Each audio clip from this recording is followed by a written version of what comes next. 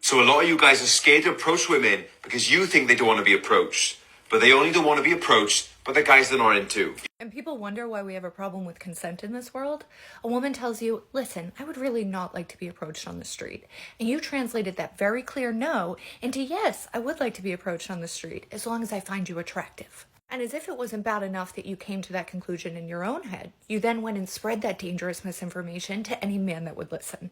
And you've also chosen to tell men that if she does say no, it's because she finds them ugly. And since the men that are taking advice from this guy can't handle rejection anyways, you've given them a reason to feel validated enough in their anger to not respect the word no when they hear it anyways. You're not supposed to be translating our no's into yeses and doing mental gymnastics until you get there. You're supposed to listen to our boundaries and respect them, not push them until they change. And your ability to center yourself is completely unmatched because you've successfully managed to turn rejection into a way to insult you instead of a means of protecting ourselves. And I don't know if you've noticed, but you wouldn't feel so insulted by the word no if you didn't feel so entitled to the word yes. You're telling people to ignore the words of women and instead trust in the desires of men. And I hate to break it to you, but your desires take no priority over our boundaries.